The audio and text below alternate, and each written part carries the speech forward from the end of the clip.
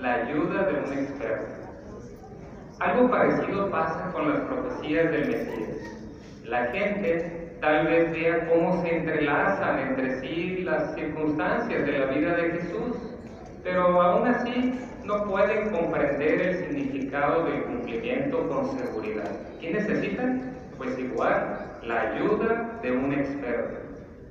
Por otro lado, hermanos y amigos, tal vez hayan escuchado que una huella digital identifica a una persona y las profecías sobre Jesús identifican a un solo Mesías y a un solo Cristo.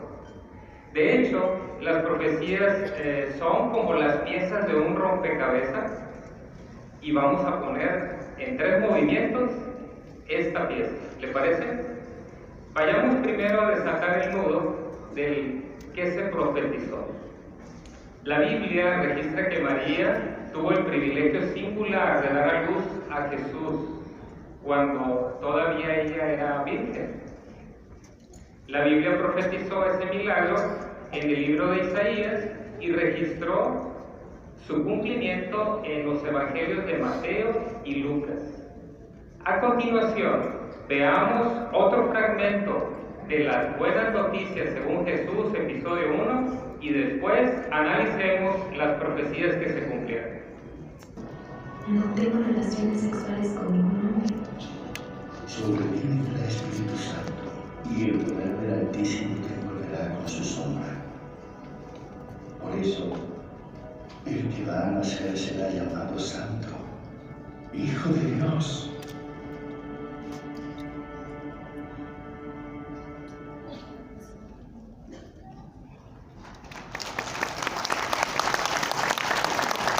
Vayamos a la Biblia y leamos el libro de Isaías, la profecía en el capítulo 7, versículo 14. Búsquelo, por favor. Dice ahí la Biblia: por lo tanto, Jehová mismo les dará esta señal. Miren, la joven quedará embarazada y dará a luz un hijo, y lo llamará Emmanuel. Aquí el profeta Isaías, por inspiración, dijo que era una doncella, una virgen. La nota de estudio señala este punto. Según la palabra hebrea que se traduce doncella, en la profecía de Isaías se refiere a una muchacha, sea virgen o no. Sin embargo, bajo inspiración del Espíritu Santo, Mateo utilizó una palabra griega más específica, que significa virgen. Por esto, la palabra hebrea que se traduce doncella en Isaías 7:14 puede referirse con toda propiedad a una virgen.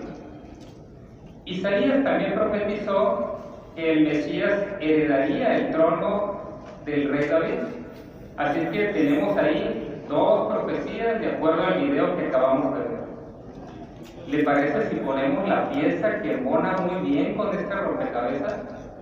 ¿Cómo se cumplió? Vayamos nuevamente a la Biblia y leamos Mateo capítulo 1, versículo 18. Y luego el 22 y 23.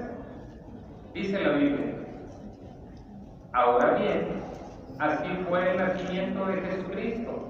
Su madre María estaba comprometida para casarse con José, pero antes de que se unieran, aquí está la expresión clave, dice, quedó embarazada por Espíritu Santo.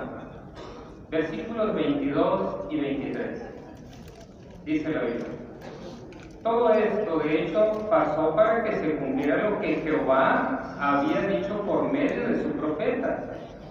Miren, la virgen quedará embarazada y dará a luz un hijo, y lo llamará Emmanuel, que traducido significa con nosotros está Dios. María fue la virgen de la que se habla ahí en la profecía de Isaías. Sin duda, Lucas 1:34 hace ver que ella era virgen cuando quedó embarazada. ¿Se acuerda del video? Le hace la pregunta a María: ¿pero cómo puede ser eso si no he tenido relación con varón alguno? Pero veamos ahora el otro cumplimiento, que sería descendiente del rey David. ¿Cómo sabemos esto? Bueno, Mateo registró la genealogía de José para demostrar que Jesús, el hijo adoptivo de José, era el heredero legal del trono de David. Y por otro lado, Lucas registró la genealogía de María para probar que Jesús era el heredero natural de David. Un dato importante es que si la hija de Eli era María, si ustedes vieron ahí en Lucas 3:23, ¿por qué se indica que era José? La respuesta es sencilla. Es porque en la antigüedad los registros oficiales por lo general solo se incluía a los hombres. Así que cuando Lucas dice que José era hijo de Eli, en realidad se entiende que Eli era su yerno, porque la hija era José. Vayamos ahora a ver por qué esto es como una huella digital, por qué es extraordinario el cumplimiento de estas profecías.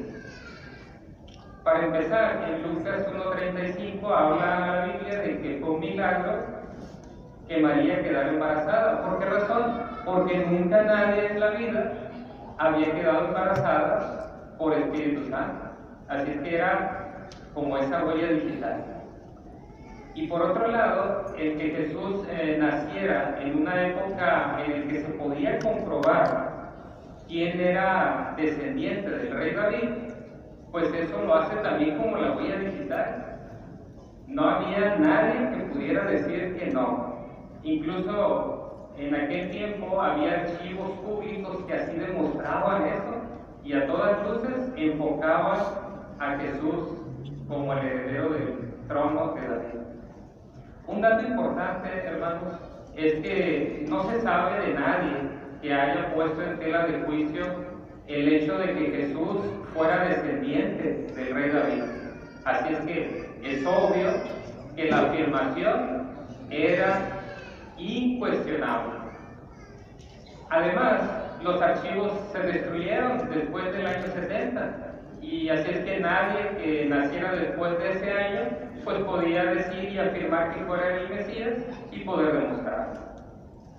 Sin duda, hermanos y amigos, esta es una pieza clave del rompecabezas. ¿Le gustaría tener todas las demás piezas? Bueno, las encuentra en orden cronológico en su Biblia, en el apéndice A7, la vida de Jesús en la tierra. Ahora el hermano Abdiel Ríos Vázquez presentará el siguiente discurso de la serie. Las profecías sobre el Mesías se cumplieron. Nació en Belén.